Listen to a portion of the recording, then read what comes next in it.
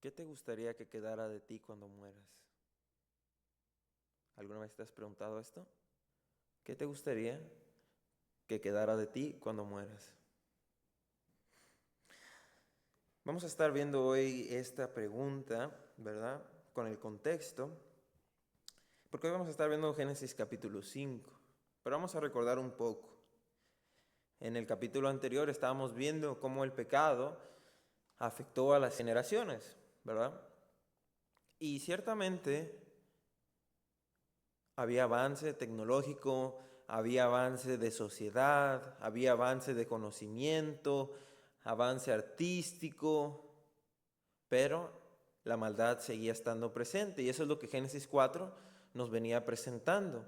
Y es una realidad en la vida de nosotros cuando vemos las sociedades en las que nos encontramos y vemos y volteamos hacia el pasado, vemos cómo la humanidad ha avanzado. Pero seguimos viendo esos rastros del pecado, esas consecuencias del pecado, ¿no?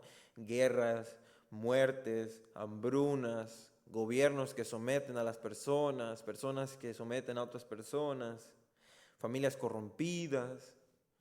Entonces Génesis 4 nos da ese indicio. Y hoy vamos a ver el Génesis 5, pero con la diferencia de que también como en la historia lo vemos y en la humanidad lo vemos y nosotros lo experimentamos, Dios preserva siempre un remanente, un pueblo escogido que le adore. A pesar de la caída del hombre, a pesar de que el hombre ha sido destituido de la gloria de Dios, Dios es fiel. Porque en Génesis capítulo 3, versículo 15, Él había hecho una promesa.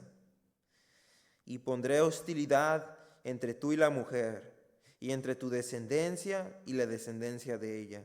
Su descendiente te golpeará la cabeza y tú te golpearás al talón. Tú le golpearás al talón. Dios prometió a un Salvador, a alguien que lo cambiaría todo. Y eso se cumplió en la vida de Cristo, en la persona de Cristo. Pero en este lapso de tiempo donde estamos, donde el Génesis nos empieza a narrar que la vida humana o las generaciones humanas van corrompiéndose, las personas van corrompiéndose, podría ser que Dios destruyera a todos, pero no. Podría ser que Dios permitiera que todos se perdieran, porque todos están perdidos, pero no es así. Dios sigue siendo fiel a su promesa. Entonces, por esa misma razón es que tiene que tener siempre un pueblo escogido en cada generación. Nunca va a haber una generación, un tiempo específico en la historia donde no haya habido hombres de Dios que se levantaran, que relucieran a pesar de sus circunstancias. Esto es lo que vamos a estar viendo el día de hoy. Entonces vamos a ver este patrón repetido, pero con dos interrupciones que gritan esperanza. Y también espero que meditemos al final del estudio la pregunta que les hice al inicio. ¿Qué te gustaría que quedara de ti cuando mueras? Vamos a hacer una oración y vamos a empezar. Gracias, Padre Santo, por este estudio, por este tiempo que nos das, bendito Dios, de estar juntos, de aprender, por la oportunidad que nos das de compartir con aquellos hermanos que se vayan a conectar a través de las redes sociales. Te pido que tú seas bendiciendo, seas alumbrando nuestro entendimiento, seas abriendo nuestro corazón y seas escribiendo tú, Señor, en nuestro corazón aquellas cosas que debemos cambiar y por medio de la luz de tu palabra perfeccionarlas, Padre Santo, cambiarlas, combatirlas. Danos sabiduría, Señor Jesucristo. Te pido que me des palabras, te pido que me des sabiduría, Señor Jesucristo, para expresarme de la mejor manera. En nombre poderoso de tu Hijo amado y de nuestro Señor y Salvador Jesucristo. Amén. Vamos a leer Génesis capítulo 5 del 1 al 32. Lo estaré leyendo en la Nueva Traducción Viviente. Dice así: este es el relato escrito de los descendientes de Adán. Cuando Dios creó a los seres humanos, los hizo para que fueran semejantes a Él mismo. Los creó hombre y mujer y los bendijo y los llamó humanos. Cuando Adán tenía 130 años, fue padre de un hijo que era igual a él, su viva imagen, y lo llamó Set. Después del nacimiento de Set, Adán vivió 800 años más y tuvo otros hijos e hijas. Adán vivió 930 años y después murió. Cuando Set tenía 105 años, fue padre de Enos. Después del nacimiento de Enos, Set vivió 807 años más y tuvo otros hijos e hijas. Set vivió 912 años y después murió. Hay que empezar a hacer un sobreénfasis en la palabra murió, ¿ok? Cuando Enos tenía 900 años y fue padre de Caín, después del nacimiento de Cainán, fue padre de Cainán. Después del nacimiento de Cainán, Enos vivió 815 años más y tuvo otros hijos e hijas. Enos vivió 905 años y después murió. Dice, cuando Cainán tenía 70 años, fue padre de Mahalaleel. Después del nacimiento de Mahalaleel, Cainán vivió 840 años más y tuvo otros hijos e hijas. Cainán vivió 910 años y después murió.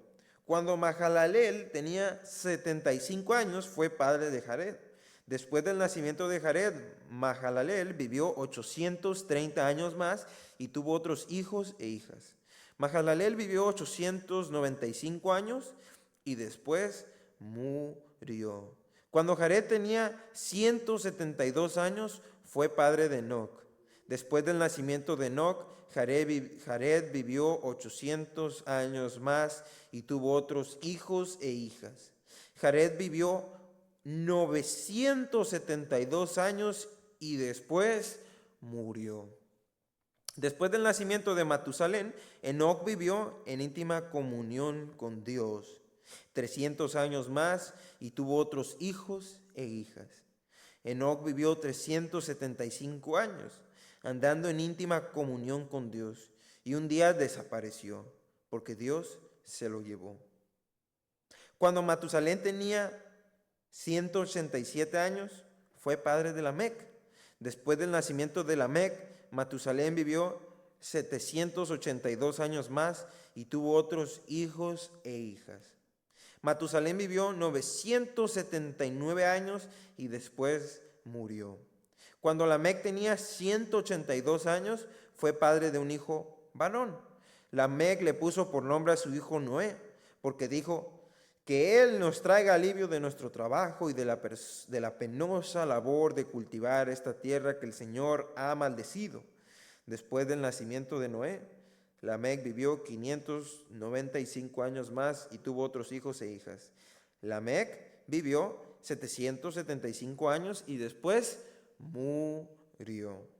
Cuando Noé tenía 500 años, fue padre de Sem, Cam y Jafet. Esta ha sido la lectura de Génesis capítulo 5. Del 1 al 32 vemos el mismo patrón. Alguien nace, ¿verdad? Tiene hijos, tiene descendencia y luego muere. Vuelve a pasar lo mismo. Hay descendientes, vuelven a tener más descendencias y luego mueren. ¿Por qué? Bueno, porque esto nos da una declaración que nos hace Romanos capítulo 5, versículo 12. Romanos capítulo 5, versículo 12 nos dice exactamente por qué es que vemos este patrón repetitivo. Muchas de las veces podemos llegar a pensar, ¿qué tiene que enseñarnos Génesis capítulo 5? Es pura genealogía. Y tal vez puedan decir algunas personas, ¿verdad? ¿A mí qué me importa? ¿Qué pasó hace algunos miles de años atrás? ¿Qué me va a enseñar espiritualmente esto a mí? Bueno, mi amigo, si tú te estás preguntando esto, si tú te has dicho esto alguna vez, te voy a decir lo que la Biblia nos quiere enseñar con Génesis capítulo 5. Dice Romanos capítulo 5, versículo 2. Cuando Adán pecó, el pecado entró en el mundo. El pecado de Adán introdujo la muerte, de modo que la muerte se extendió a todos, porque todos pecaron. Miren, hermanos. Últimamente se ha estado levantando un grupo de semipelagianos o provisionistas, como le quieran llamar, donde ellos dicen el pecado no se pasa por naturaleza, el pecado se hace por imitación. De hecho, los ortodoxos creen que el pecado se pasa por imitación. De ser así, De ser así, significaría que habría la posibilidad de que alguien, al solamente ser, porque veo a alguien más pecar, yo peco, alguien podría no pecar. Estaría la posibilidad ahí. Pero la Biblia nos enseña que no es así. Estamos incapacitados. ¿Por qué? Porque estamos muertos espiritualmente. Y el pecado se transfirió porque Adán pecó. Y de su misma naturaleza fuimos todos corrompidos. Entonces, Génesis capítulo 5 nos reafirma lo que nos dice, o el apóstol Pablo en Romanos capítulo 5, versículo 12, nos reafirma eso, nos da esa declaración. Y en Génesis capítulo 5 vemos el mismo patrón una y otra vez con todas las personas. Alguien nace, tiene hijos, tiene descendencia, hace su legado y luego muere. Y hasta el día de hoy sigue siendo así. Tuvimos tatarabuelos, murieron. Tuvimos abuelos, van a morir. Y los que tuvieron abuelos y ya murieron, pues murieron. Y algún día nosotros vamos a morir. Pero aquí hay una excepción a la norma. ¿Qué está pasando aquí? Enoc. Ahorita vamos a tocar lo que significa Enoc. Pero antes de esto, quiero hacer una reflexión en todo esto acerca de lo que todos pasamos. Todos nacemos, todos pecamos, algunos conocemos de Dios y alcanzamos su misericordia, otros no y siguen en la desdicha y la desgracia. Y al final del día todos vamos a morir, todos vamos a morir. Te hago la pregunta, ¿dónde ves que hoy la gente vive como si la muerte no existiera? O te refraseo la pregunta. ¿Conoces personas, observas personas que viven como si para ellos la muerte no fuera algo seguro? Claro que sí, yo pienso que todos conocemos a personas así. Incluso puede ser que nosotros en algunas etapas de nuestras vidas vivamos como si no hubiera muerte. ¿Por qué? Bueno, porque hay mucha gente allá afuera que anda haciendo desastres, ¿no? Andan viviendo sin Cristo, andan viviendo en pecado, viviendo en sus deseos, viviendo en la corrupción, sin pensar, sin reflexionar que un día van a pagar delante de Dios por todo lo que hicieron, que un día se van a enfrentar al juicio eterno de Dios. Pero no, las personas, y también a veces, muchas de las veces nosotros también estamos allí. No reflexionamos en que un día vamos a morir. Y no se trata de miedo, pero se trata de que la muerte va a ser un hecho inevitable para cada uno de nosotros. Y si vamos a morir, significa que deberíamos preguntarnos, ¿qué sucede después de la muerte? ¿Qué sucede después de la muerte? ¿Todo se acaba? Y si todo se acaba, pues bueno. Pero ¿qué tal si no se acaba todo allí? Entonces, si en realidad hay algo después de la muerte, deberíamos preocuparnos por ello. Pero no se preocupen, si usted ha puesto su confianza en Cristo Jesús, usted tendrá vida eterna. Entonces vemos aquí una excepción a la norma en Enoc. Vemos que todos mueren excepto una persona. En el versículo 18 de Génesis capítulo 5 dice, cuando Jared tenía 172 años fue padre de Enoc. Después del nacimiento de Enoc, Jared vivió 800 años más y tuvo otros hijos e hijas. Jared vivió 972 años y después murió. Cuando Enoc tenía 75 años fue padre de Matusalén. Después del nacimiento de Matusalén, Enoc vivió en íntima comunión con Dios 300 años más y tuvo otros hijos e hijas. Enoc vivió 375 años. Andando en íntima comunión con Dios, un día desapareció porque Dios se lo llevó. Aquí no dice y murió como los demás. La frase clave que podemos encontrar aquí es caminó pues Enoc con Dios y desapareció porque Dios le llevó. ¿Esto significa que también nosotros, si nos juntamos mucho a Dios, podemos no morir? No, mi hermano, eso no significa. Esta es una excepción particular. Y la excepción no es la norma. Pero podemos aprender bastante de Enoc. Para nosotros, ¿qué significaría caminar con Dios? Bueno, Conociendo la luz del Evangelio, significa que aquellos que caminan con Dios, así como Enoc, nosotros tenemos esperanza, a diferencia de las demás personas. Nosotros podemos vivir confiados en que en cualquier momento que muramos, tenemos una vida garantizada, eterna, con el Padre Celestial, donde ya no va a haber dolor, donde ya no va a haber sufrimiento, donde ya no va a haber tristeza, donde ya no va a haber maldad, donde ya no vamos a estar corrompidos, si caminamos con Dios. Te hago unas preguntas. ¿Qué hábito diario está compitiendo con tu caminar en Dios? ¿Qué hábitos diarios de los cuales te exhorta el Evangelio, de los cuales te exhorta la Escritura a que cambies o a que hagas, estás haciendo hoy día en tu caminar con Dios? Porque dice Pablo que ahora ya estamos muertos al pecado, que somos la sal y la luz de este mundo. ¿Qué hábitos estamos haciendo en nuestro día a día para caminar cada vez más cerca con Dios? Para parecernos cada vez más a Cristo. Cuando antes mentía demasiado, hoy ya he parado de mentir completamente. O ya tan siquiera ya domino las mentiras. Si antes decía o hablaba de una manera que no era correcta, hoy ya controla mi lengua. Si antes era muy enojón, ¿verdad? Hoy ya no lo soy tanto. Si antes odiaba a las personas, hoy soy más paciente. Si antes no leía mi Biblia, hoy ya leo mi Biblia. Si antes no oraba en total, hoy que conozco a Cristo ya oro. ¿Qué hábitos vamos mejorando día a día en nuestro caminar con Dios? ¿Qué paso pequeño puedes tomar de aquí a un mes para ir avanzando en tu caminar con Dios? ¿Qué piensas que te hace falta mejorar? Hay que meditar en esto para nuestra práctica diaria, para aprender a caminar con Dios. Y así como Enoc fue la excepción a la norma, nosotros somos la excepción a la norma, pues no todo el mundo se salva, hermanos, no todo el mundo se salva. De hecho, la mayoría de las personas se va a ir al infierno, tristemente. Suena feo, suena cruel, pero es la realidad. No todo el que le diga Señor, Señor, es realmente un creyente verdadero. La puerta para ir al infierno dice que es grande, pero para el camino del cielo no es, y entran muy pocos por allí.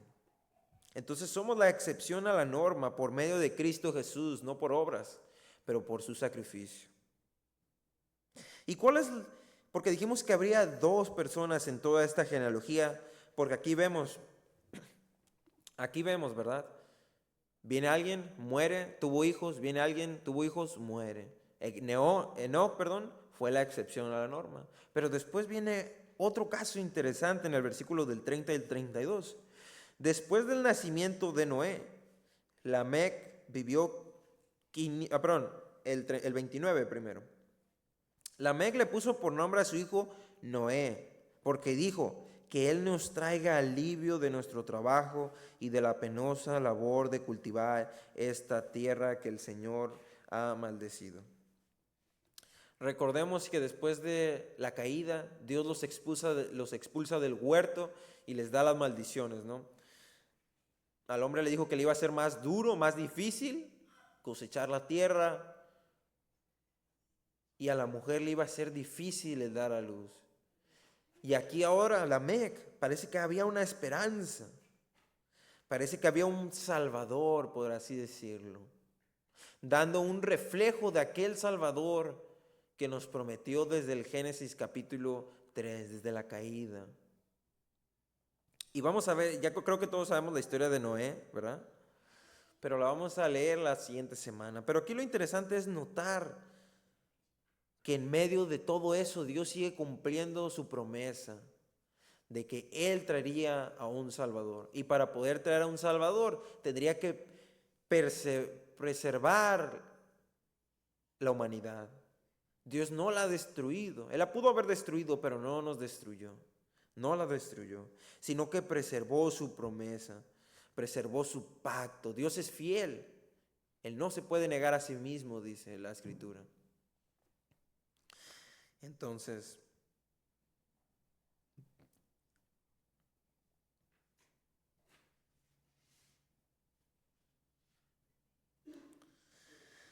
Noé nos apunta al alivio temporal. Dios preserva la vida y obviamente sabemos que después hubo una nueva etapa. Pero el descanso pleno apunta a Cristo. En Mateo capítulo 11, versículo 28 nos dice acerca de esto.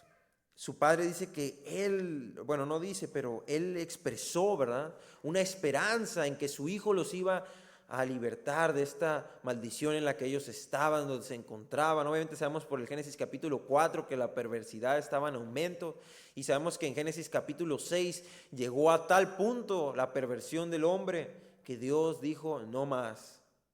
Pero aún así Dios preservó la vida humana. En Mateo, y aunque esta esperanza fue temporal, y aunque hoy también nosotros podemos tener algunas esperanzas, nuestra esperanza eterna, la que prevalece para nosotros, está en Cristo Jesús, hermanos amados. En Mateo capítulo 11, versículo 28 dice, luego dijo Jesús, vengan a mí todos los que están cansados y llevan cargas pesadas, y yo les daré descanso. Él nos va a dar descanso.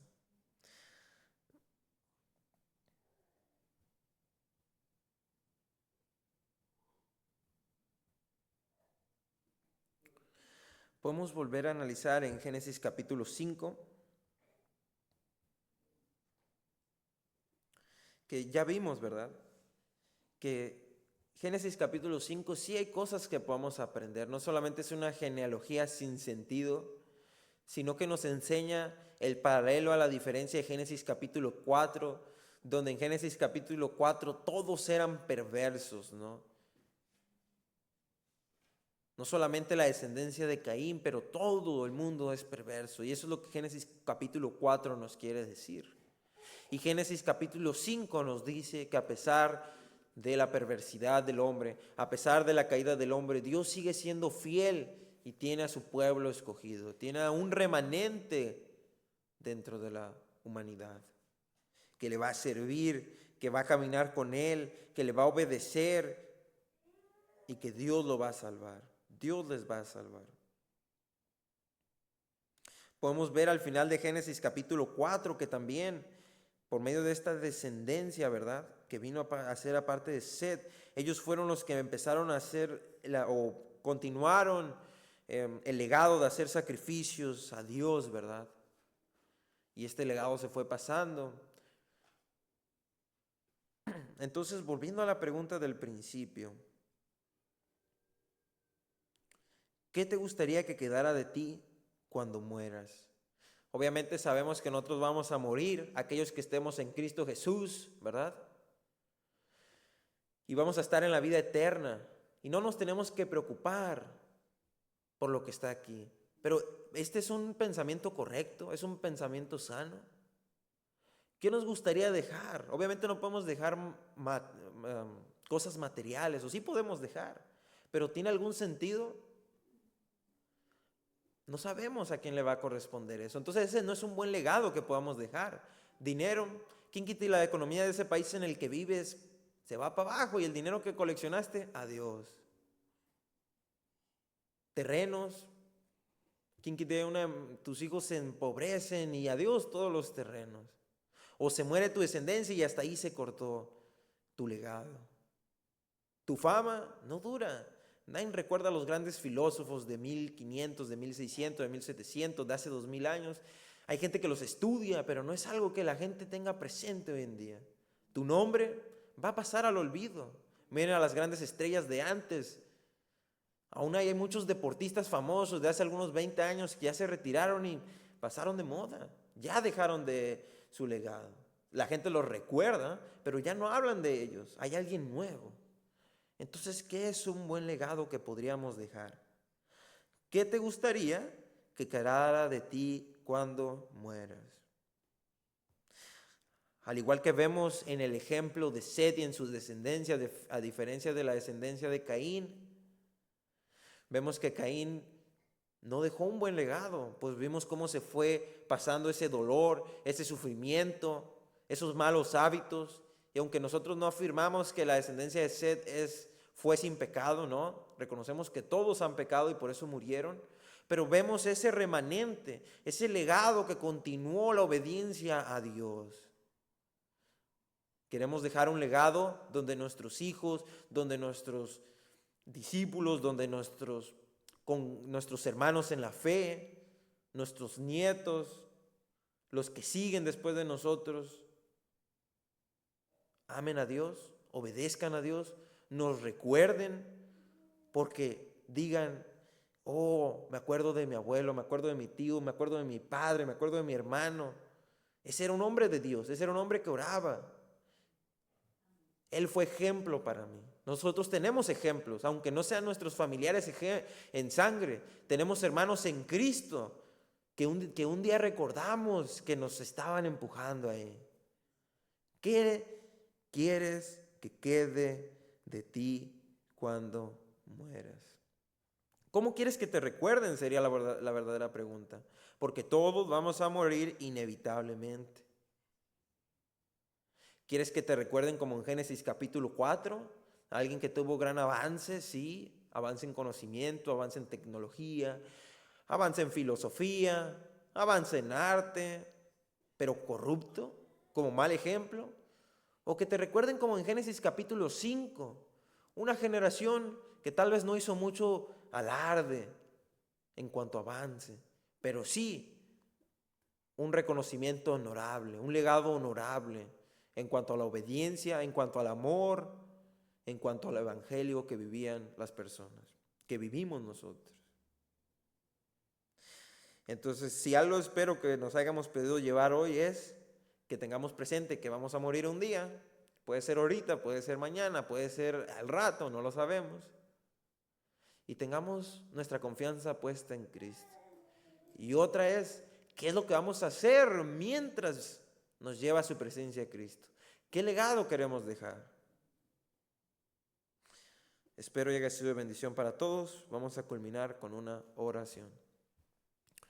Gracias, Padre Santo, por tu palabra, por tu mensaje, por tu amor, por tu misericordia, Señor. Ayúdanos, Padre Santo, a trabajar para tu reino, Señor. Para dejar un legado, pero no de nuestro nombre, sino tuyo, Señor. Donde en cada generación haya un remanente que te alabe, que te glorifique, Señor. Que se sacrifique. Que si hay persecución, Señor, estén puestos para ella. Que si es un tiempo donde hay que conquistar el mundo, conquisten el mundo, Señor Jesucristo. Te pedimos, Señor, por nosotros en el tiempo actual, Señor, por lo que estamos haciendo, pero también, Señor, nos ayudes a entender que vienen nuevas generaciones, las cuales tenemos que preparar, Señor. Y a vivir con ellos, Señor, bregar con ellos en el dolor, en el sufrimiento, en la confusión de este mundo, Señor, porque se han levantado tantas filosofías, tantas herejías, Señor, tantas prácticas, Padre Santo, que son dañinas para el ser humano porque no tienen nada que ver contigo, Dios. Te pedimos que nos prepares, Señor, que nos afiles la mente, Señor, para estar bien agudos ante esas circunstancias, ante esas conversaciones, ante esos diálogos, Señor. A estar preparados para dar defensa de nuestra fe. Y en la práctica, Señor Jesucristo, seamos su sal y luz, Padre Santo, de este mundo. Que la gente pueda ver por lo que hablamos y por lo que vivimos, Señor. Ellos puedan darte gloria a ti. Y nosotros reconocer, como dijo Juan Calvino, Señor, que todo lo bueno que hay en mí, eres tú. Y todo lo malo que ven en mí, soy yo, Señor Jesucristo. Ayúdanos, Padre bendito, a parecernos cada día más a ti. En tu nombre poderoso oramos. Amén. Dios los bendiga.